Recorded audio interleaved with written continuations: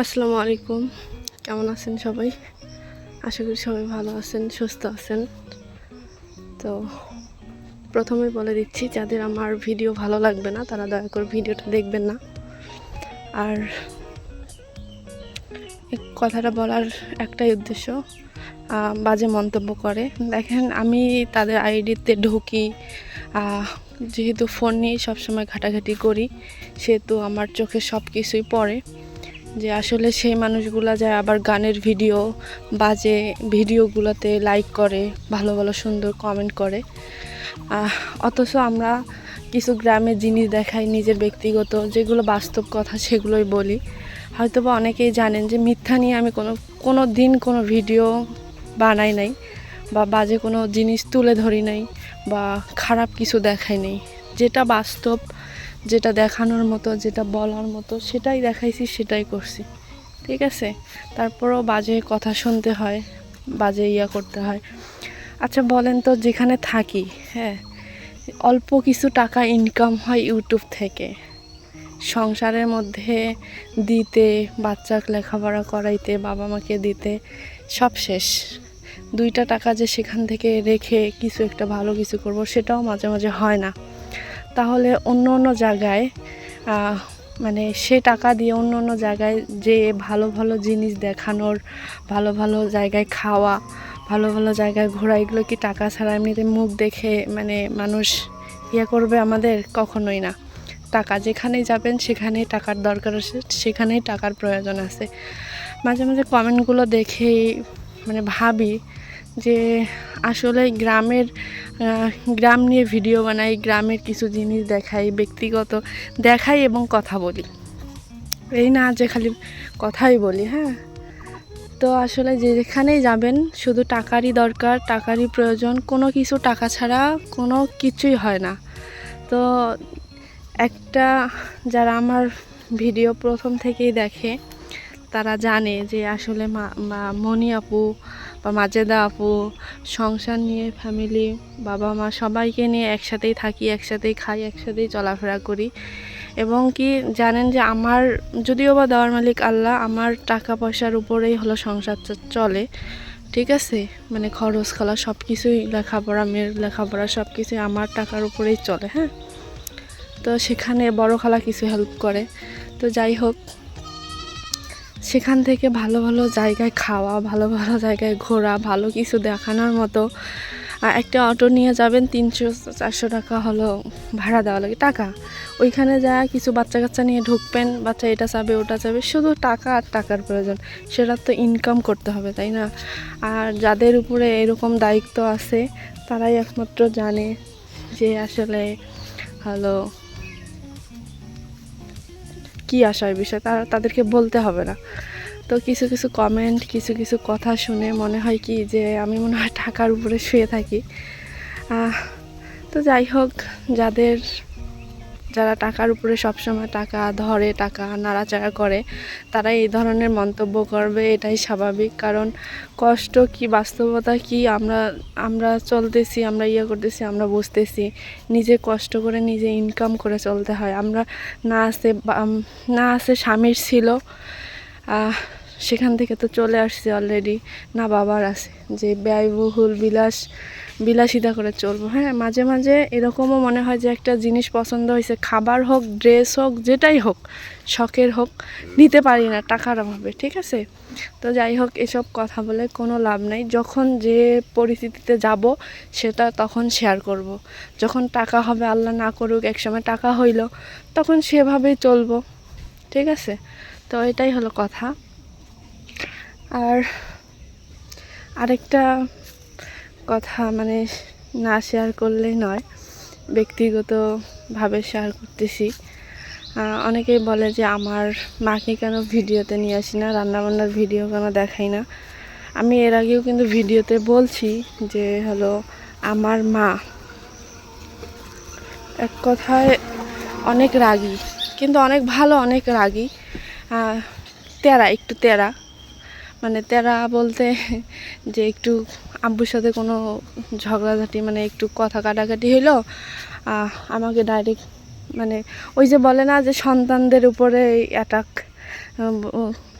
মানে মেয়ে নিয়ে কী করো করো, আমি এগুলাতে নাই, মানে একটু রাগ দেখায়, ভিডিও করতে চায় না, এই জন্যে মাকে নিয়ে আর ভিডিও বানাই না। আর দ্বিতীয় কথা হলো যে ভিডিও বানাইতে গেলে আমরা দেখেন আজকে শাক খাইতেছি, ডাল খাইতেছি, এটাই মানে এটাই খাচ্ছি, কালকেও শাক ডাল এটাই খাইলাম, ভর্তা এটাই খাইলাম, কি প্রতিদিন কি আমি ভর্তা ডাল এগুলো দেখাইতে পারবো? মানে রেগুলার 3 দিন খাইলাম ডাল ভর্তা, এগুলো রেগুলার 3 দিন খাইলাম, আমি 3 দিনে কি আমি এই জিনিসটা দেখাইতে পারবো? কখনোই কিন্তু দেখাইতে পারবো না। হ্যাঁ, তো এই জন্যই হলো ভিডিওটা করি না। আর আমার ইনকামের রাস্তা কিন্তু একটা বলতে 2টা, যেহেতু ব্যবসা শুরু করছি টুকটাক করে, ওখান থেকেও কিছু আসে, আমার ইউটিউব থেকেও মানে যাই আসে, তো সেখান থেকে দেখা যায় কি যে বাচ্চার স্কুল খরচ, বাবা মার, আমার কিন্তু প্রতিনিয়ত আমার এই যে শ্বাসকষ্ট, আমি যে কথা বলতেছি, আমার যে মানে আমি কিন্তু রেগুলার 4-5টা কথা একবারে বলতে পারি না। হ্যাঁ, তো এই ওষুধগুলো আমাকে খাইতে হয়। তো সেখান থেকে দেখা যায় কি যে বাজার আমি যেরকমভাবে করছিলাম আগে, যে ভিডিওতে আমি কিন্তু শেয়ার করছি, অনেক কষ্ট হয়েছে আমার চলতে। তো সেখান থেকে দেখা যায় কি যে আমি যদি বাজার করে মানে সব কিছুই শেষ করে আমার বাচ্চাকে আমি মানে হলো খরচটা ঠিকমতো চালাইতে পারতেছি না, আমার বাচ্চাটা ঠিকমতো কোচিং প্রাইভেট মানে এগুলো হচ্ছে না, আমার বাচ্চাকে কিন্তু এখন প্রাইভেট থেকে আমি বঞ্চিত করছি, আমি নিজে পড়াই, প্রাইভেটে দিই না, কারণ টাকাতে কুলাইতে পারি না, মা অসুস্থ হয়, আব্বু অসুস্থ হয়, আমি নিজে অসুস্থ মানুষ, বাচ্চা একটা, কখন কার কী হয়ে যায় তো বলা তো যায় না, সব কিছু হলো আল্লাহর ইচ্ছা। তো সব কিছুই দেখে মানে বাজার করতে পারি না, দ্বিতীয় কথা হলো মা একটু তেরা, এই সব মিলেই হলো মাকে নিয়ে রান্নার ভিডিওটা করি না। আর আমি হলাম যে রেগুলার ভিডিও ছাড়তে পারি না এই কারণে যে ওয়াইফাই নেট কিনতে পারি না, কারেন্ট বিল দিতে হয়, ওয়াইফাই বিল দিতে হয়, মানে সব মিলে আর কি সমস্যা। হ্যাঁ, যেমন মাসে মাসে আমি ওয়াইফাই বিল দিতে পারি না, মানে প্রতি মাসে, কোনো মাসে 15 দিন যায় ওয়াইফাই নাই, কোনো মাসে দেখা যায় যে 10 দিন যায় ওয়াইফাই নেই, মানে এরকম করে কি হয়। তো এখন খুব অবস্থা খারাপের মধ্যে চলতেছে। তো যাই হোক, সব কিছু আল্লাহর ইচ্ছা, আল্লাহ যাকে যেরকম মানে করবে বা করছে তাকে তো সেটা মেনে নিতেই হবে, তাই না? তো যাই হোক, আপনারা হয়তো বা বুঝতে পারছেন। আর এই যে কথাগুলো যে বললাম, এটা কিন্তু বাস্তব জীবনের থেকে কথাগুলো বললাম, মানে বাস্তব কথাগুলোই বললাম, এখানে আমার সাথে যেটা ঘটতেছে, আমার ফ্যামিলিতে যেটা ঘটতেছে সেটাই কিন্তু বললাম। কিন্তু কিছু কিছু মেয়ে মানুষ হয়, মেয়ে মানুষের কিন্তু এখন কিছু কিছু মেয়েরা আসে মানে বলে কি যে খায়াতে কোনো কাজ নাই, খালি বকর বকর করে, এটা করে ওটা করে। আচ্ছা বলেন তো, মানে স্বামীর খান হয়তো বা বাবার আছে, স্বামীর আছে, এই জন্য মানুষকে মন্তব্য করেন, কিন্তু আমাদের না নিজে ইনকাম করে হলো চলতে হয়, বাচ্চাকে মানুষ করতেছি, বাবা মাকে চালাচ্ছি, এটা কয়জনের ভাগ্যে হয়? হয়তো আমার কপালে এটা লেখা ছিল, এই জন্য আমি পারতেছি, ঠিক আছে?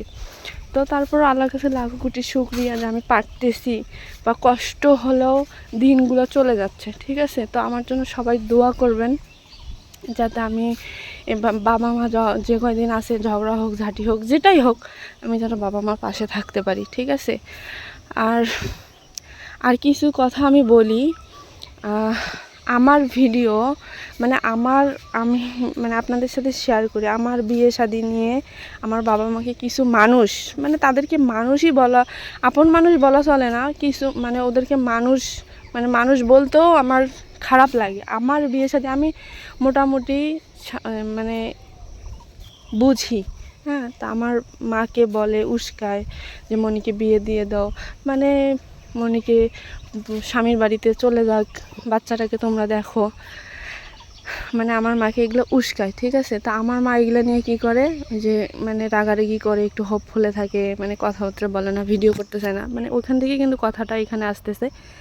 তো তাদেরকে বলি কি, তারা তো সবসময় আমার ভিডিওগুলো দেখে, তাদেরকে বলি কি যে নিজের চরকায় নিজে তেল মারো, কারণ আমার বিয়ে আমি মোটামুটি আমার 23-24 বছর চলতেছে, আমি মোটামুটি বুঝি যে কোনটা ভালো কোনটা খারাপ। আমার অলরেডি মেয়ে একটা 6-7 বছর হয়ে গেছে, আমি মোটামুটি বুঝি যে কোনটা ভালো কোনটা খারাপ, বিয়ে করব কি করব না, আমার জীবনটা কেমনে চলবে বা চলবে না, সেটা এখন তো আমার ব্যক্তিগত ব্যাপার। হ্যাঁ, আমার মা বাবাকে উস্কায় কোনো লাভ হবে না।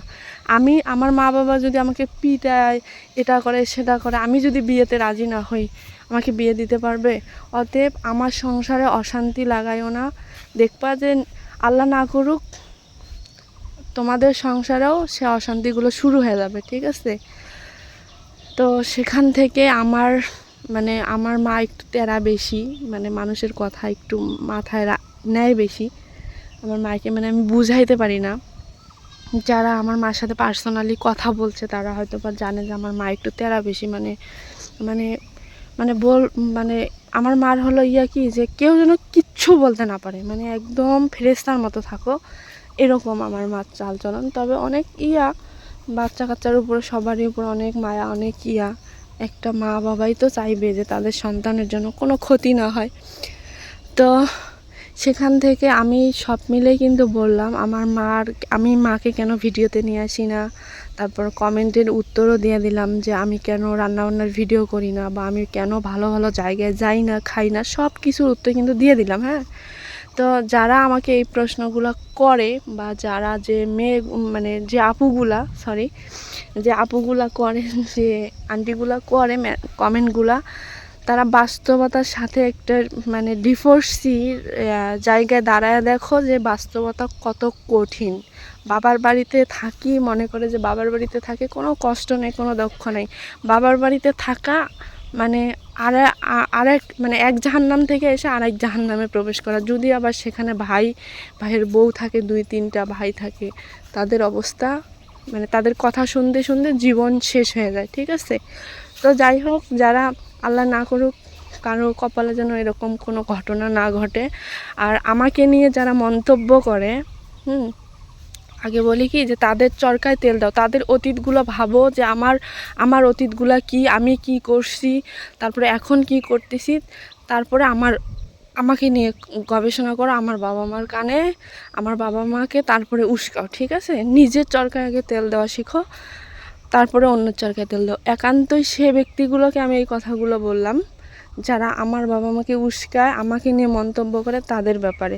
কারণ প্রত্যেকটা মানুষের অতীত খুব ভয়ঙ্কর ছিল আমার জানা মতে। আমার বাবা মাকে যারা উস্কায়, যারা আমাকে নিয়ে মন্তব্য করে, আমি কিন্তু তাদের বিষয় জানি। হ্যাঁ, জানি যে না জানি যে তা না, আমি কিন্তু জানি। অতএব নিজের চরকায় তেল দিয়ে তারপরে অন্যকে কথা বলতে আসিও। তো যাই হোক, সরি, আমি সবার উদ্দেশ্যে এই কথাগুলো বলি নাই। কিছু কিছু ভদ্র আপুদের উদ্দেশ্যে এই কথাগুলো বলছি। হ্যাঁ, আর তাদের সাথে কিন্তু আমার সম্পর্ক কীরকম তারা খুব ভালো করেই জানে, ঠিক আছে? তো অতএব নিজেকে নিয়ে ভাবো, নিজে কি করবা সেটা নিয়ে ভাবো, আমি কি করব সেটা আমার ব্যাপার, আমার সন্তান কি হবে, আমি কি করব সেটা একান্তই আমার ব্যক্তিগত ব্যাপার। তো সরি, সবার উদ্দেশ্যে এই কথাগুলো বলতেছি না, বলি নাই। তো সবাই ভালো থাকবেন, সুস্থ থাকবেন, আমার জন্য দোয়া করবেন যেন আরও ভালো কিছু নিয়ে আসতে পারি সামনে। আর একান্তই এগুলো আমার ব্যক্তিগত কথা, আমার মন থেকে এগুলো কথা। তো ভালো থাকবেন সবাই, আল্লাহ হাফেজ।